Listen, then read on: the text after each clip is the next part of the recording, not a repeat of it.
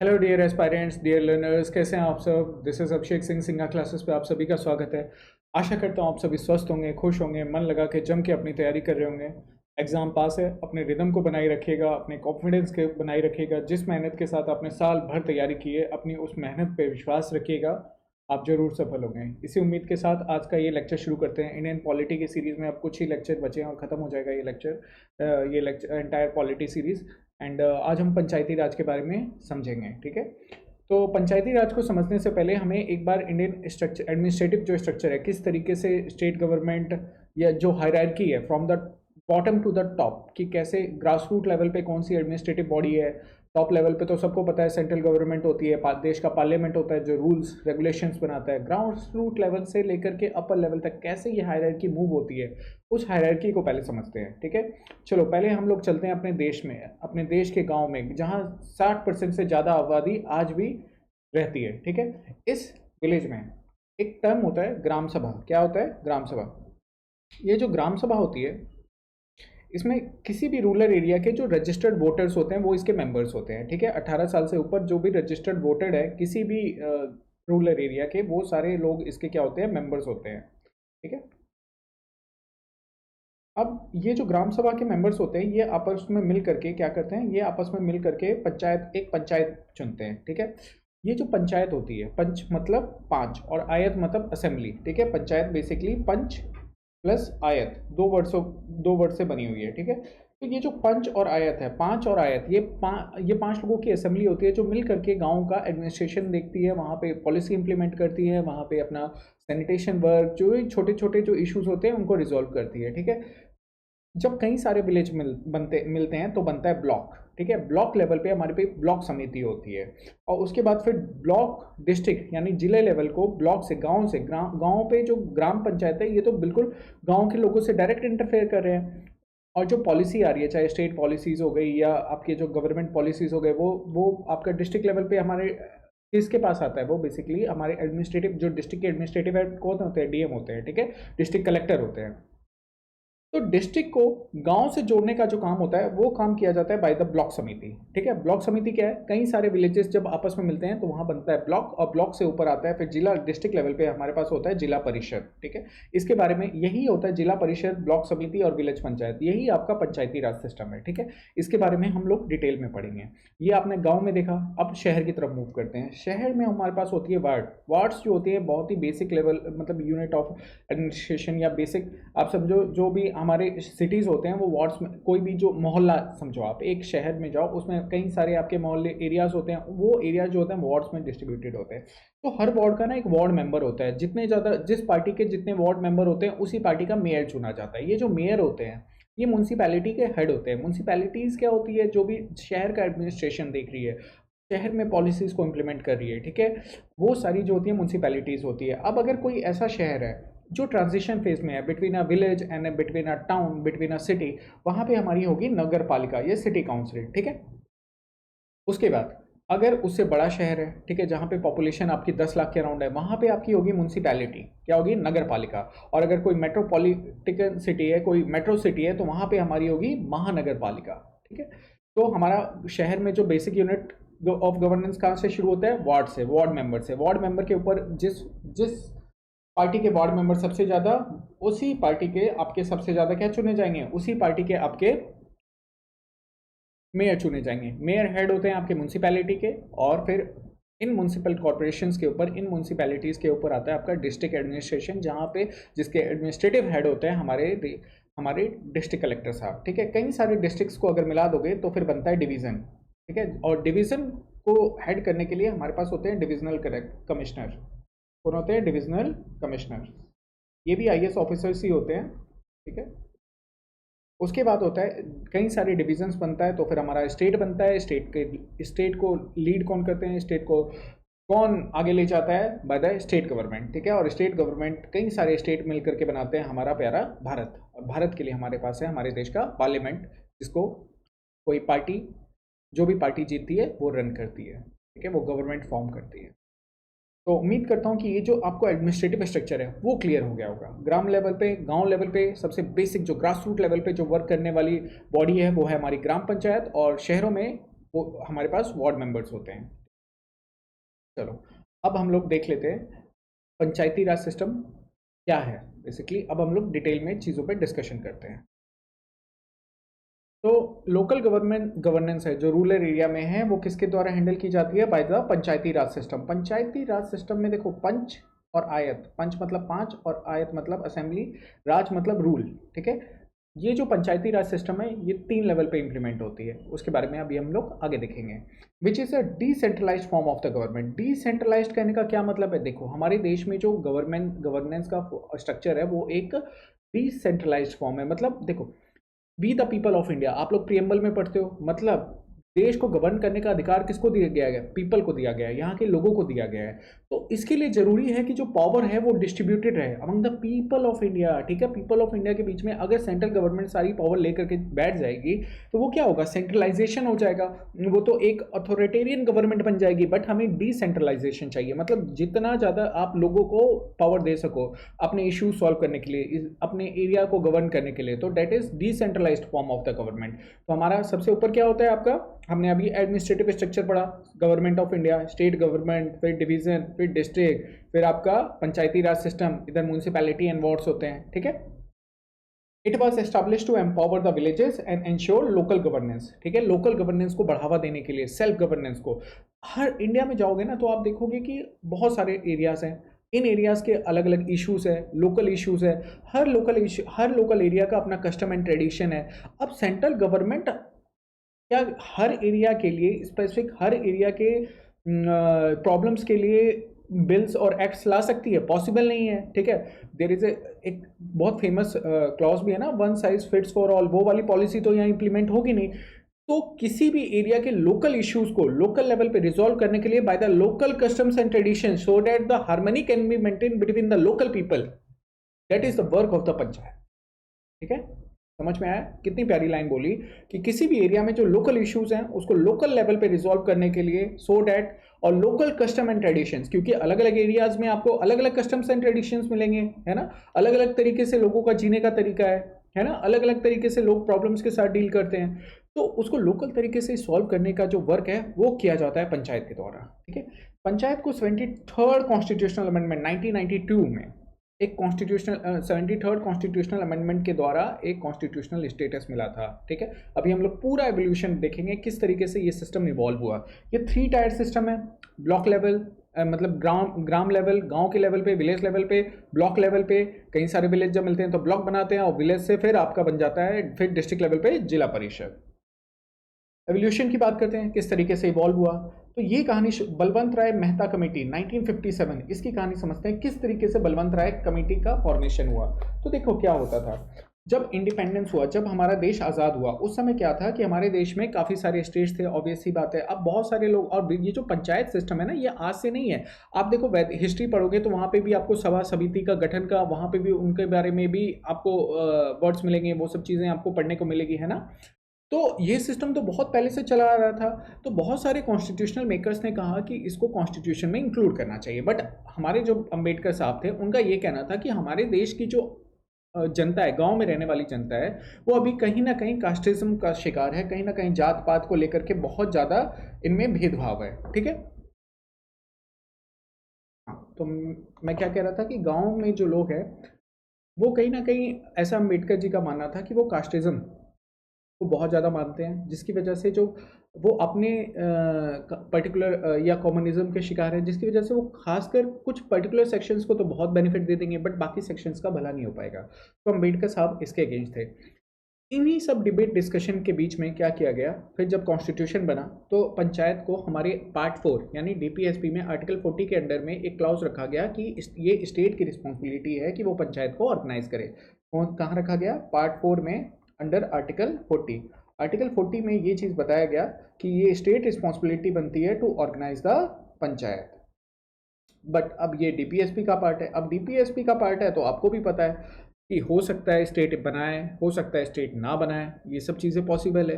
तो कई स्टेट्स ने बनाया, कई स्टेट्स ने नहीं बनाया। अब इनकी वजह से इश्यूज़ क्या आया? इश्यूज़ ये आया कि इसी बीच आता है आपका फर्स्ट 5 ईयर प्लान। 1951 में आपका आता है फर्स्ट 5 ईयर प्लान, ठीक है। ये जो फर्स्ट 5 ईयर प्लान था, इसका मेन काम था टू रिमूव पॉवर्टी। क्या? गरीबी को हटाओ, पॉवर्टी को कम करना था। बट पॉवर्टी कहाँ थी? पॉवर्टी तो मेनली रूरल एरियाज में थी, शहर आपके बहुत कम हुआ करते थे, उसमें पॉपुलेशन आपकी अधिकतर गांव में थी, वहाँ ज़्यादा गरीबी थी। अब गांव में जब आपकी पॉलिसी इंप्लीमेंट नहीं हो पाएगी, ग्रास रूट लेवल पे वर्क ही नहीं हो पाएगा, तो कैसे पॉवर्टी होगा? तो ऐसी कोई बॉडी थी ही नहीं, क्योंकि बहुत सारे स्टेट्स ने पंचायत को इम्प्लीमेंट ही नहीं किया था, ठीक है, बनाया ही नहीं था, पंचायत फॉर्मेशन ही नहीं किया था, ठीक है। तो इस चीज़ के लिए मतलब इसी के लिए फिर क्या होता है 1957 में, तो अब सेंट्रल गवर्नमेंट को समझ में आया कि ग्रास रूट लेवल पे तो काम करना पड़ेगा, इसीलिए आपका 1957 में बलवंत राय मेहता कमेटी का फॉर्मेशन हुआ for the purpose of community development. की कम्युनिटी डेवलपमेंट को लेकर के आपके क्या विचार है, आप इसके रिगार्डिंग अपने रिकमेंडेशन दीजिए। तो बलवंत राय मेहता की जी की जो कमेटी थी, इनकी जो रिकमेंडेशन थी, इन्होंने 3 टायर सिस्टम को रिकमेंड किया। 3 टायर सिस्टम जो अभी हमने पढ़ा कि विलेज लेवल पे हमारा ग्राम पंचायत होना चाहिए, ब्लॉक लेवल पे हमारे पास पंचायत समिति या ब्लॉक समिति होनी चाहिए, और डिस्ट्रिक्ट लेवल पे हमारे पास जिला परिषद होना चाहिए, ठीक है। विलेज लेवल का जो इलेक्शंस है वो डायरेक्ट होना चाहिए bye the people of that particular village, और इस चीज़ को सबसे पहले राजस्थान ने 1959 में इम्प्लीमेंट किया। तो these were the basic recommendations by the Balwant Rai Mehta committee. ये काफ़ी इंपॉर्टेंट कमेटी है, इसको याद कर लेना from the exam point of view. Sorry. इसके बाद क्या हुआ, एक बार रिकमेंडेशंस आ गई बलवंत मेहता कमेटी की। मेहता कमेटी की रिकमेंडेशंस आने के बाद क्या हुआ कि एनडीसी, उसी समय एनडीसी नेशनल डेवलपमेंट काउंसिल, इन्होंने भी एक बात रखी। इन्होंने कहा कि ये जरूरी नहीं है कि जो मेहता कमेटी की रिकमेंडेशंस है state government as it is panchayat को इम्प्लीमेंट करे, पंचायती राज सिस्टम को इम्प्लीमेंट करे। इन्होंने कहा स्टेट अपने कन्वीनियंस के हिसाब से पंचायती राज सिस्टम को इम्प्लीमेंट कर सकती है। अच्छा, आपको बताना है एनडीसी किस साल फॉर्म हुआ था, ठीक है, एनडीसी का आपको फॉर्मेशन ईयर बताना है, ठीक है। अब एनडीसी की रिकमेंडेशन आने के बाद स्टेट ने जो था पंचायती राज सिस्टम को अपने अपने कन्वीनियंस के हिसाब से इम्प्लीमेंट करना शुरू किया, ठीक है। बेसिकली क्या है, स्टेट गवर्नमेंट भी नहीं चाहती थी कि पावर को वो और मतलब उसको डाइल्यूट करो, ठीक है, नीचे के लोगों को और ज़्यादा पावर दी जाए। तो कहीं कहीं तो ऐसा हुआ कि 2 टायर आपका फॉर्मेशन हुआ, 2 टायर पंचायती राज फॉर्मेशन हुआ, ठीक है। रिस्पॉन्सिबिलिटी ज़्यादा कर दी गई, ऑटोनॉमी कम कर दी गई, ठीक है, इस तरह से अथॉरिटी जो है उनकी कम कर दी गई। तो काफ़ी जो स्टेट्स में उसमें वेरिएशंस देखा गया कि जो पंचायती राज को इम्प्लीमेंट किया गया वो काफ़ी अलग अलग तरीके से इम्प्लीमेंट किया गया है, ठीक है। इन्हीं चीज़ें का फाइनेंस हो गया, इनकी अथॉरिटी हो गई, इन्हीं सब चीज़ों को फिर पढ़ने के लिए आगे भी कई सारी हमारी कमिटीज़ बनती चली गई। इन कमिटीज़ के बारे में भी देख लेते हैं, ठीक है। फिर जैसे 1977 में अशोक मेहता कमेटी आई थी। इस अशोक मेहता कमेटी ने 2 टायर सिस्टम को प्रपोज किया था, ठीक है, कि हमारे पास जिला परिषद होने चाहिए और मंडल्स होने चाहिए। मंडल्स क्या होते हैं, जब कई सारे विलेजेस आपस में, मतलब इनका ग्रुप ऑफ विलेजेस, जब ये इनसे लोग चुन करके आते हैं तो हमारा मंडल्स का फॉर्मेशन करते हैं, और वो फिर एडमिनिस्ट्रेशन का काम करते हैं, ठीक है, पॉलिसी इंप्लीमेंटेशन का काम करते हैं।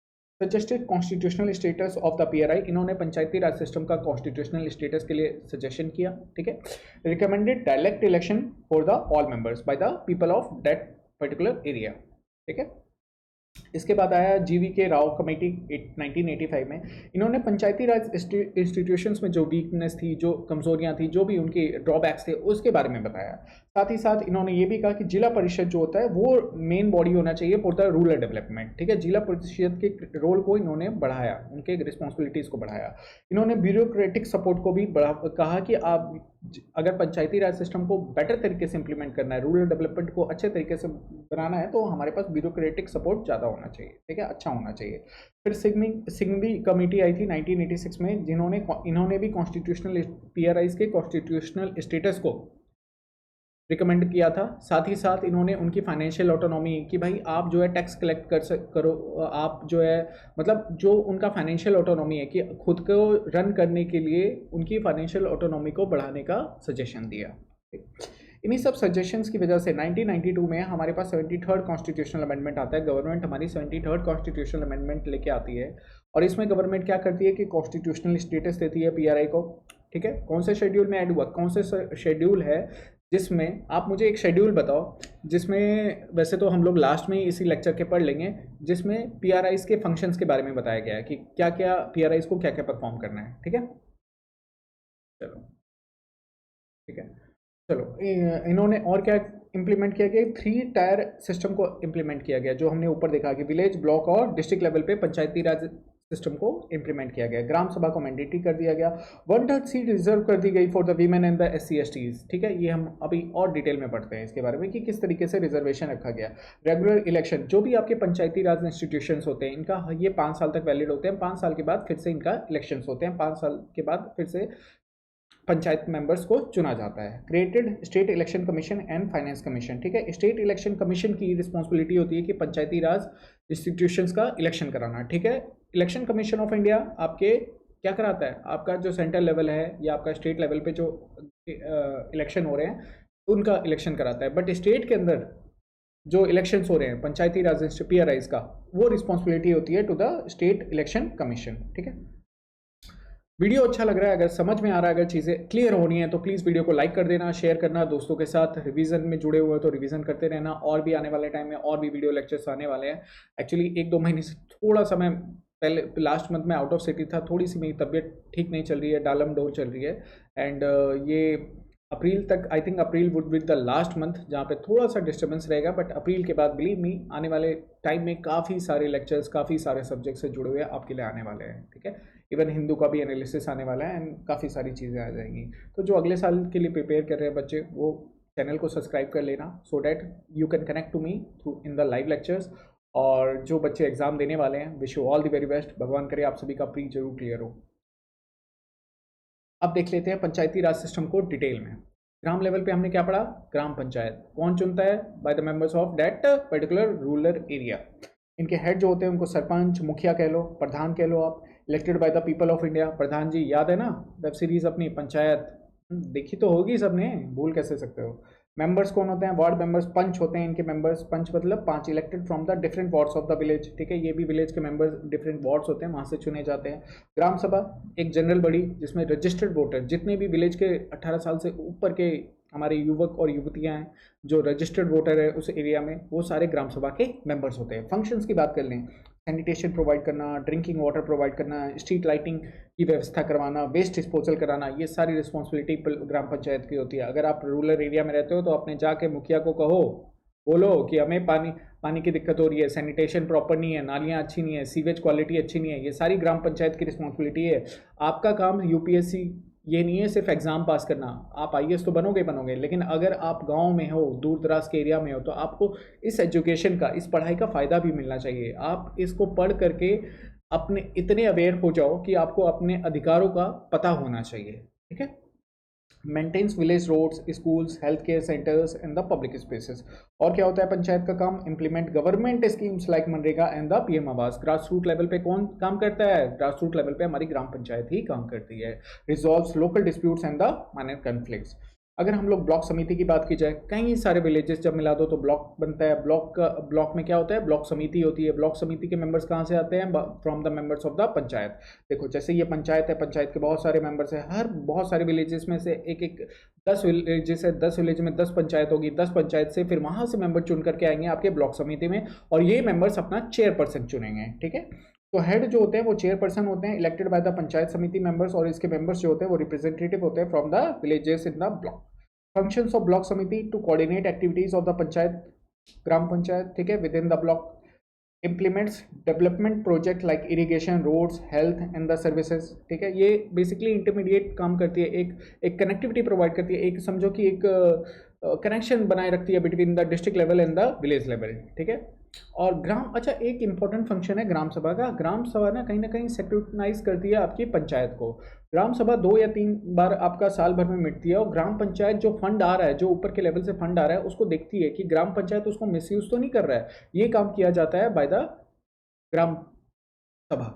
ठीक है, ग्राम सभा बेसिकली एक, जैसे एक लेजिस्लेटिव असेंबली होती है, एक पार्लियामेंट है। हमारी लेजिस्लेटिव असेंबली क्या है, हमारी जो लोकसभा है उसमें क्या है, हमारी गवर्नमेंट है। वहाँ के मेंबर्स इस चीज़ को देखते हैं ना, कैग की रिपोर्ट आती है कि भैया ये जो गवर्नमेंट है वो मिसयूज तो नहीं कर रही है। सेम व्यूज़, सेम तरीके का काम होता है हमारा ग्राम सभा का। ग्राम सभा ये देखती है जो पंचायत है ये कहीं फंड को गलत तरीके से तो मिसयूज नहीं कर रही है।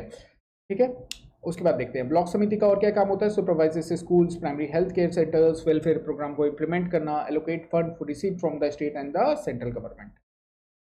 अब जिला परिषद की बात करते हैं डिस्ट्रिक्ट लेवल पे। यहाँ पे जो हेड होते हैं वो होते हैं आपके जिला परिषद प्रेसिडेंट, जिनको अध्यक्ष कहा जाता है।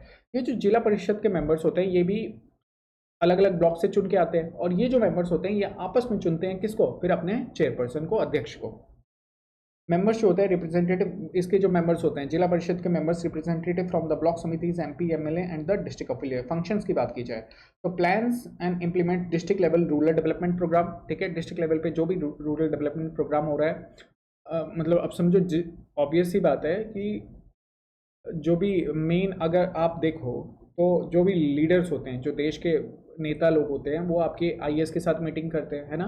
वो क्या करते हैं, वो ये लेते हैं कि भाई हमने ये पॉलिसी बनाई, आपने क्या स्टेटस है उसका, कितना इम्प्लीमेंटेशन हुआ। क्यों आप सुने होंगे ना, हर वीक मीटिंग होती है, योगी जी मीटिंग लेते हैं अपने आईएएस अधिकारी का, क्योंकि वो देख रहे हैं, वो जानना चाहते हैं कि जो पॉलिसीज़ गवर्नमेंट ला रही है वो सही में इम्प्लीमेंट हो पा रहे हैं, वो सड़कें बन रही है, इंफ्रास्ट्रक्चर डेवलपमेंट हो पा रहा है, गरीबी को जो गरीबी हटाओ, गरीबी को कम करने के लिए जो भी पॉलिसीज़ ला रही हैं, या आपका टीडीएस जो है वो ढंग से इम्प्लीमेंट हो पा रहा है, ठीक है।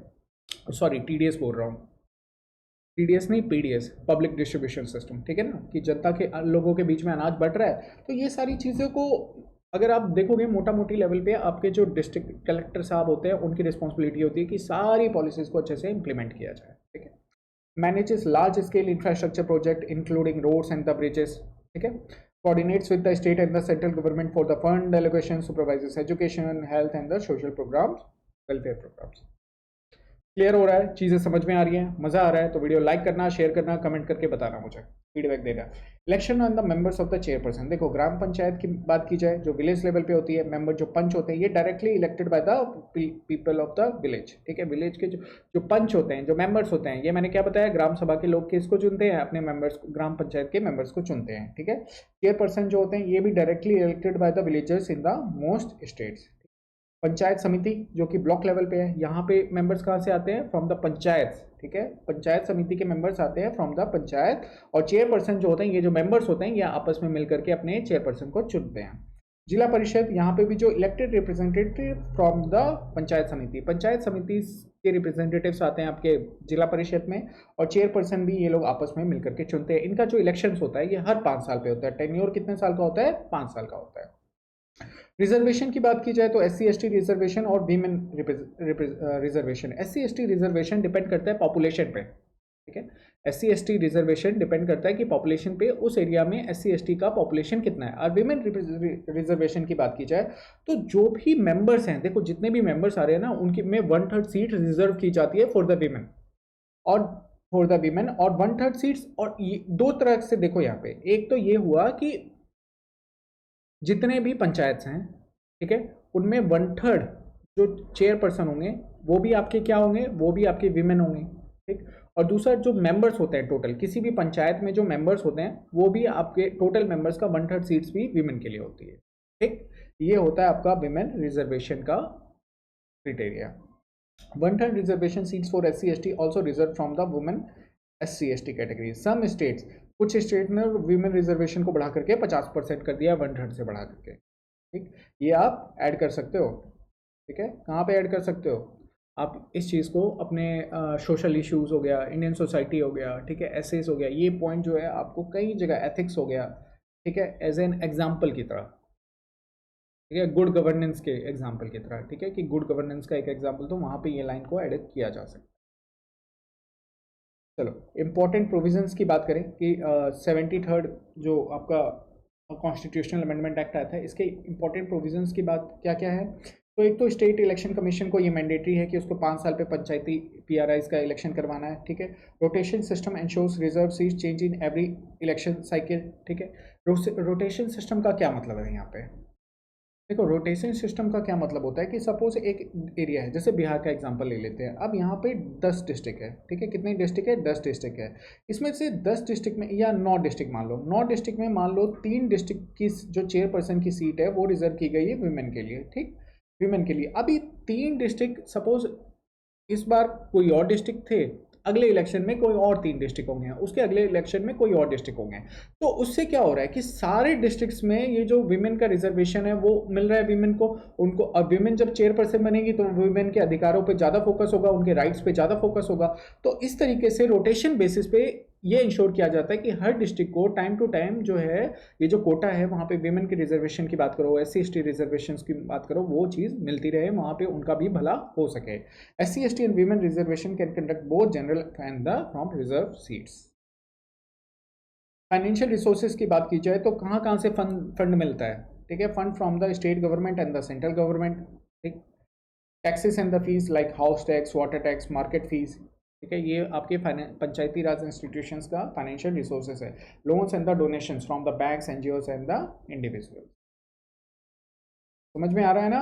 अब आइटम्स की बात कर लेते हैं कि कौन कौन से ऐसे आइटम्स है। ये मैंने पूछा था अभी लेक्चर की स्टार्टिंग में ही, मैंने पूछा था कि आपको मुझे कौन सा शेड्यूल बताना है जहाँ पे पंचायती राज इंस्टीट्यूशंस की रिस्पॉन्सिबिलिटीज़ के बारे में बताया गया है, जहाँ ये बताया गया कि आपको ये चीज़ें हैं जहाँ पे आपको काम करना है। तो 11th शेड्यूल में ना 29 सब्जेक्ट्स बताए गई हैं जो पंचायती राज इंस्टीट्यूशंस के प्रीव्यू में आती है, उनके अंडर में आती है। कौन कौन से हैं ये 29 सब्जेक्ट्स, ये एक बार देख लेना, ऊपर से देख लेना, कई बार एग्जाम में पूछ लिए जाते हैं इस तरीके के क्वेश्चन। एग्रीकल्चर है, लैंड इंप्रूवमेंट है, सॉइल कंजर्वेशन है, माइनर इरिगेशन है, water management, watershed development, animal husbandry, dairying, poultry, fisheries, social forestry and farm forestry, minor forest produce, small scale industries including food processing, khadi village and cotton industries, rural housing, drinking water, fuel and fodder, roads, bridges, ferries, waterways, rural electrification, non-conventional energy sources, poverty elevation program, education, technical training, adult and non-formal education, libraries, culture activities, markets and the fairs, health sanitations, family welfare, women and child development, social welfare, welfare of disabled and the mentally challenged persons, public distribution system, PDS system, जो मैंने TDS कह दिया था गलती से PDS, क्या public distribution system, देखते हो ना आपके गांव में बांटा जाता है अनाज कम रेट पे, that is comes under PDS, ठीक है। जब हम इकोनॉमी पढ़ेंगे तो और इसके बारे में डिटेल में पढ़ेंगे। Maintenance of the community assets, ये सारी प्रीव्यू किसके अंडर में आती है, आपके पंचायती राज सिस्टम की रिस्पॉन्सिबिलिटीज़ के अंडर में आती है, ठीक है। अब कंपलसरी एंड वॉलेंट्री प्रोविजंस की बात कर ली जाए, ठीक है। ये क्या होता है कंपलसरी एंड वॉलेंट्री प्रोविजंस, कहने का ये सेंस होता है कि देखो, अगर कोई स्टेट पंचायती राज इंस्टीट्यूशंस को अपने स्टेट में इंप्लीमेंट कर रहा है तो कुछ ऐसी कंपलसरी चीज़ें हैं जो उसको बनानी ही पड़ेगी, जो प्रोविजंस है उनको इम्प्लीमेंट करना ही पड़ेगा। कुछ है जो स्टेट पे डिपेंड करता है, वो वॉलेंट्री प्रोविजंस है, ठीक है।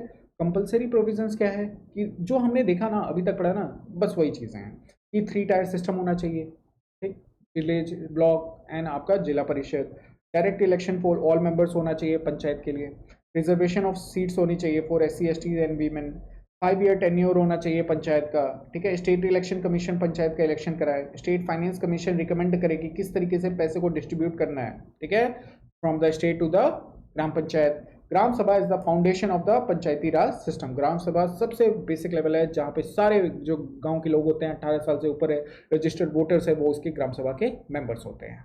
तो ये कंपलसरी प्रोविजंस है, ये तो होना ही चाहिए, इससे कम में काम नहीं चलेगा भैया। ये कॉन्स्टिट्यूशन ने बोल दिया, हमारे 73rd कॉन्स्टिट्यूशनल अमेंडमेंट ने कह दिया कि इससे नीचे काम नहीं चलेगा, इतना तो आपको लाना ही लाना है। उसके बाद आपकी श्रद्धा से जो भी ऐड करना है कर दो।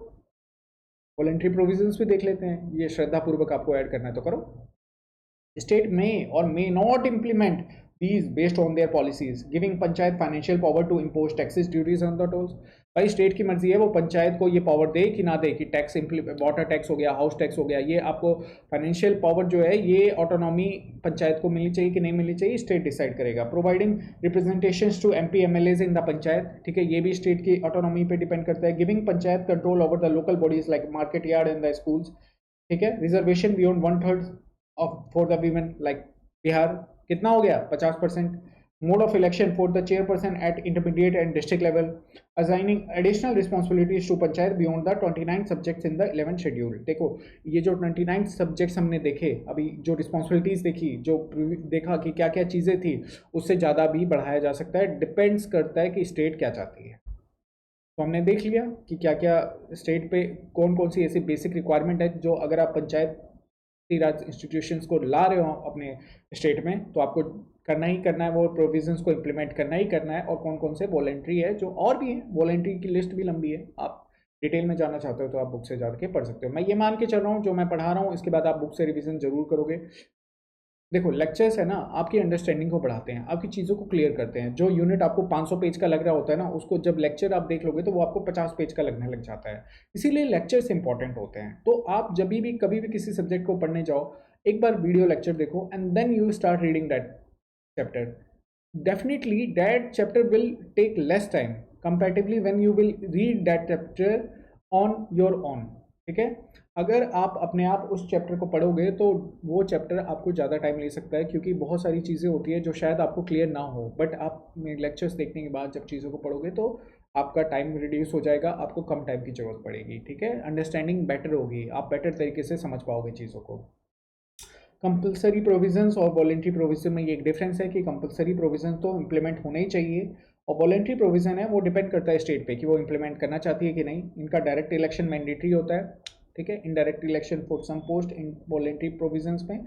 SC ST वुमेन रिजर्वेशन जो होता है फिक्स, मतलब ये तो देना ही चाहिए, ठीक है, उसके स्टेट पे डिपेंड करता है, वो उसको बढ़ा सकती है ना, कम नहीं करेगी, बढ़ाने क्या है, एक्सटेंड है यहाँ पे, रिड्यूस नहीं है। ठीक है, फाइनेंस कमीशन इज कंपलसरी, क्योंकि फाइनेंस कमीशन ही रिकमेंड करेगा कि किस तरीके से मनी फ्लो करेगा, किस तरीके से फाइनेंशियल रिसोर्सेज फ्लो करेंगे from the state government to the Panchayati Raj institutions. ठीक है, state can decide on the taxation power. तो ये कुछ डिफरेंसेस थे in between the compulsory provision and the voluntary provisions. PESA act को देख लेते हैं, क्या है ये PESA act? Panchayat extension to scheduled areas act. इस एक्ट को समझने के लिए आपको समझना पड़ेगा हमारा फिफ्थ शेड्यूल। फिफ्थ शेड्यूल क्या कहता है? फिफ्थ शेड्यूल कहता है कि हमारे प्यारे भारत में, ठीक है, हमारे प्यारे भारत में कोई भी ऐसा स्टेट, ठीक है, जहाँ पे ट्राइबल पॉपुलेशन है, ठीक है, कोई भी ऐसा स्टेट जहाँ पे ट्राइबल पॉपुलेशन एग्जिस्ट करती है, ठीक है, वहाँ पे पंचायत का एक्सटेंशन होना चाहिए उन एरियाज में, वो उनके भले के लिए। बेसिकली ये जो पीसा एक्ट होता है ये किसी भी मतलब समझो कि किसी भी ट्राइबल एरिया में उनके अधिकार, उनके जो ट्राइबल लोग हैं उनके अधिकार की बात करता है, उनके सेल्फ गवर्नेंस की बात करता है। ठीक है, तो this is about the PESA act. तो फिफ्थ शेड्यूल क्या कहता है? फिफ्थ शेड्यूल ये कहता है कोई भी स्टेट है, फिफ्थ शेड्यूल कहता है कि कोई भी स्टेट है उसमें सपोज कोई एरिया है जहाँ पे ट्राइबल पॉपुलेशन ज़्यादा है, ठीक है, उस ट्राइबल पॉपुलेशन, ठीक है, उस एरिया के जो ट्राइबल पॉपुलेशन ज़्यादा है तो उस एरिया को हमारे देश के जो प्रेसिडेंट है वो शेड्यूल एरिया डिक्लेयर कर सकते हैं। ठीक है, I am not talking about six schedule. Six schedule में हमारे 4 ही स्टेट आते हैं। कौन कौन से स्टेट आते हैं कमेंट सेक्शन में आपको बताना है। ठीक है, that is the tribal area. हमारा यहाँ पे जो है शेड्यूल एरिया की बात कर रहे हैं कि कोई भी इंडिया का कोई भी स्टेट है जहाँ पे ट्राइबल पॉपुलेशन आपकी ज़्यादा है, वहाँ पे क्या है, प्रेसिडेंट उस एरिया को, ठीक है, एक शेड्यूल एरिया की तरह डिक्लेयर कर सकते हैं। अब शेड्यूल एरिया में ये जो पीसा एक्ट है ये कहता है कि जो पंचायती राज सिस्टम है इसको आप शेड्यूल एरिया में भी एक्सटेंड करो। Basically panchayat extension to schedule areas. अब अगर हम लोग ऐसा कर रहे हैं, सपोज उसमें होगा क्या, नॉर्मल ग्राम सभा और शेड्यूल एरियाज के जो ग्राम सभा है इसमें क्या डिफरेंस होगा? तो यहाँ पे जो ग्राम सभा होगी, ऑब्वियस सी बात है, यहाँ पे क्योंकि ट्राइबल कम्युनिटी की लोग ज़्यादा हैं, ट्राइबल पॉपुलेशन ज़्यादा है, तो ST को, शेड्यूल ट्राइब्स को वहाँ पे रिजर्वेशन मिलेगा, यानी 50% के जो मेंबर्स होने चाहिए वो आपके ST होने चाहिए, और चेयरपर्सन भी होने चाहिए वो आपके कौन होने चाहिए, वो आपके ST ही होने चाहिए। ठीक है, तो this is defined under the PESA act. इसको हम लोग और इसके प्रोविजंस को देख लेते हैं। क्या है? Applies to scheduled areas in 10 states like Andhra Pradesh, Chhattisgarh, Gujarat, Himachal Pradesh, Jharkhand, Madhya Pradesh, Maharashtra, Orissa, Rajasthan and Telangana. Power of gram sabha. In areas में जो ग्राम सभा है उनका क्या होगा, क्या पावर होगा? सबसे पहले ग्राम जो सभा है यहाँ पे रिजर्वेशन होगा। यहाँ की ग्राम सभा में आपके जो शेड्यूल ट्राइब्स है उस खास एरिया के जो ट्राइबल लोग हैं उनको रिजर्वेशन मिलेगा। ठीक है, तो ग्राम sabha is the soul authority for decision making in the tribal areas. ठीक है, has ownership rights over the minor forest product. Minor forest product जैसे बम्बू हो गया, घास हो गया, वहाँ पे जो आपके मतलब जो फूल पत्तियां हो गई जो गिरते हैं आपके, आप देखो ना घरों में लकड़ी जला करके उस पर खाना बनाया जाता है, तो ये सब माइनर फॉरेस्ट प्रोडक्ट में भी आते हैं। ठीक है, approves development project before implementation and controls land alienation, money lending and the village market. ठीक है, ये भी देखती है कि ऐसा ना हो कि इस एरिया की जो जमीन है कोई बाहर का आदमी खरीद ले, बहुत ज़्यादा लोग आके खरीद रहे हैं, तो उससे क्या है, वहाँ की जो ट्राइबल कम्युनिटी है वो डिस्टर्ब होगी। ठीक है, उनका कल्चर, उनका ट्रेडिशन डिस्टर्ब होगा। तो this is all about the PESA act. पीसा एक्ट क्या कहता है, जो आपका पंचायती राज सिस्टम है उसको शेड्यूल एरियाज में भी उसको बढ़ावा दो, उसको वहाँ पे लोगों का जो वहाँ पे जो ये बेसिकली इन एरियाज में जो कम्युनिटी रह रही है, जो ट्राइबल कम्युनिटी रह रही है, उनके राइट्स और उनके अधिकार को बढ़ावा, उनको मतलब उनको बढ़ावा देने का काम करती है। ठीक। Protection of the tribal rights, ठीक है, ये पीसा एक्ट के अंडर के ही प्रोविजन है कि prevents land acquisition in tribal areas without gram sabha consent, regulates alcohol sale, money lending to the prevent exploitation, ठीक है, मनी लेंडिंग को, ये सब एल्कोहल सेल हो गया, ये सब चीज़ों को रोकती है ताकि किसी का एक्सप्लॉयटेशन हो। सेफ गार्ड ट्रेडिशनल कस्टम्स हो गया, कल्चर हो गया, कम्युनिटी रिसोर्सेज हो गया, जो ट्रेडिशनल कल्चर और कस्टम्स है उनको प्रोटेक्ट करने का काम करती है। फाइनेंशियल एंड एडमिनिस्ट्रेटिव ऑटोनॉमी की बात करें तो panchayat can levy taxes and collect fund for the local development, और tribal communities can manage their own water bodies, forest and the local economy. ये फाइनेंशियल एंड ऑटोनॉमी के अंडर में आता है कि पंचायत जो होती है टैक्स लगा सकती है, फंड कलेक्ट कर सकती है लोकल डेवलपमेंट के लिए, ट्राइबल कम्युनिटीज जो होते हैं अपने वाटर रिसोर्सेज, फॉरेस्ट और लोकल इकोनॉमी को मैनेज कर सकते हैं। So it deal all provisions are mentioned under the PESA act, ठीक है। अब पंचायती राज सिस्टम यहाँ तक समझ में आया, क्लियर हुआ, सारी चीज़ें क्लियर हुई, नहीं क्लियर हुई तो कमेंट सेक्शन में बताना मुझे, ठीक। चैलेंजेस की बात करो, हमारा टेलीग्राम चैनल ज्वाइन कर लो, वहाँ पे मुझे बताना। चैलेंजेस की बात करो तो लैक ऑफ फाइनेंशियल ऑटोनॉमी, देखो अभी फाइनेंशियल ऑटोनॉमी की जब बात हो रही थी तो कहीं ना कहीं वॉलेंट्री प्रोविजंस के अंडर में आता है कि टैक्सेस, पंचायती राज सिस्टम टैक्सेस लगा सकती है कि नहीं लगा सकती है। तो भाई अगर किसी भी बॉडी को रन करना है तो पैसे तो चाहिए, बिना पैसों के कैसे वो बॉडी एफिशिएंटली रन कर पाएगी। तो फाइनेंशियल ऑटोनॉमी की काफ़ी कमी देखी गई है।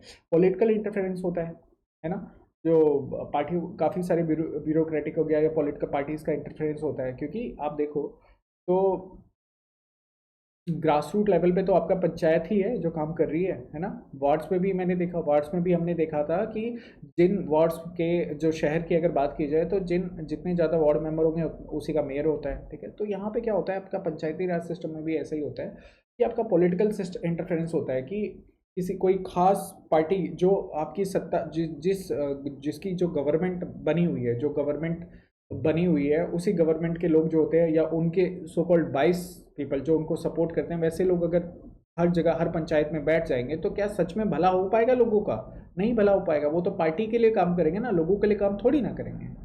करप्शन और मिसमैनेजमेंट की प्रॉब्लम होती है, फंड्स को गलत तरीके से यूज़ करना। आप देखो पीडीएस सिस्टम में कितना मिसमैनेजमेंट होता है, कई बार देखा गया है कि पंचायत के लोग ही मिल करके जो ओरिजिनल जो न्यूट्रिशियस फूड आ रहा है उसको बाजार में बेच देंगे और बहुत ही लो क्वालिटी फूड को लोगों के बीच में बांटा जाता है।